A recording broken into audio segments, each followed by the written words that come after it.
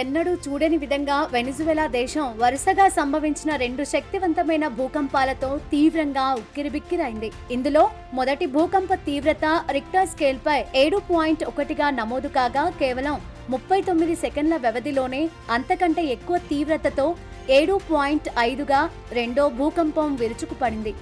దాదాపు ఒకే సమయంలో అమెరికాలోని కాలిఫోర్నియాలో 5.6 తీవ్రతతో, జపాన్లో 7.2 తీవ్రతతో, అలాగే జమ్మూ కాశ్మీర్లోని పుల్వామాలో 3.5 తీవ్రతతో భూప్రకంపనలు చోటు చేసుకోవడం అంతర్జాతీయంగా సర్వత్రా ఆందోళనకు దారితీసింది.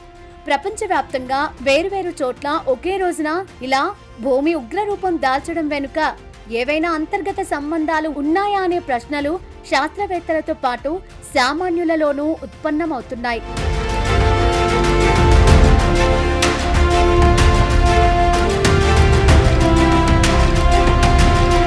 ఈ అరుదైన పరిణామంపై స్పందించిన కాలిఫోర్నియా ఇన్స్టిట్యూట్ ఆఫ్ టెక్నాలజీకి చెందిన ప్రముఖ భూకంప శాస్త్రవేత్త డాక్టర్ లూసీ జోన్స్ ఈ విపత్తుల మధ్య ఎలాంటి సంబంధం లేదని స్పష్టం చేశారు. వివిధ దేశాల్లో సంభవించిన ఈ భూకంపాలన్నీ పూర్తిగా వేరువేరు ఫాల్ట్ సిస్టమ్స్, ప్లేట్ బౌండరీల పరిధిలో జరిగాయని ఆమె విశ్లేషించారు. ఒక చోట సంభవించే భారీ భూ ప్రకంపనలు వేల మైళ్ల దూరంలో ఉండే మరో ప్రాంతాన్ని ప్రేరేపించే అవకాశం చాలా తక్కువ. కాబట్టి ఇదంతా ఒక యాదృచ్ఛికమేనని నిపుణులు తేల్చి చెబుతున్నారు.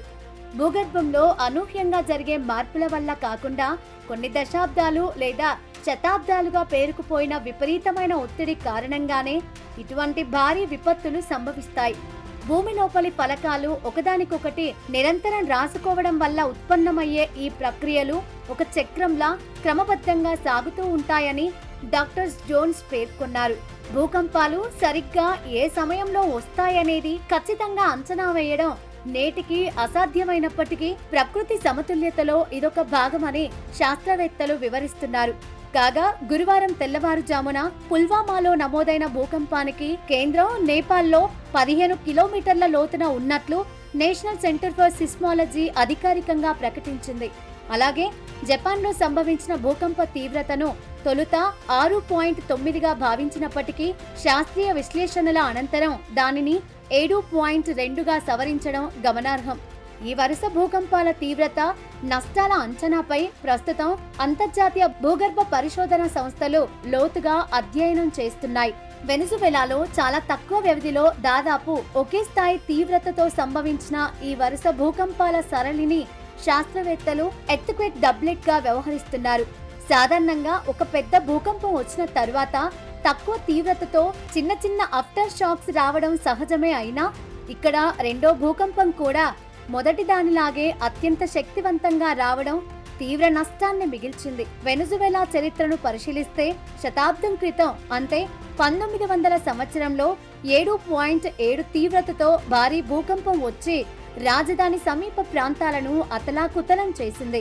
ఆ తర్వాత 2018లో కూడా 7.3 తీవ్రతతో ఇక్కడ భూమి కంపించినప్పటికీ ప్రస్తుత విపత్తుతో పోలిస్తే అప్పట్లో ఆస్తి, ప్రాణ నష్టాలు చాలా తక్కువగా నమోదయ్యాయి.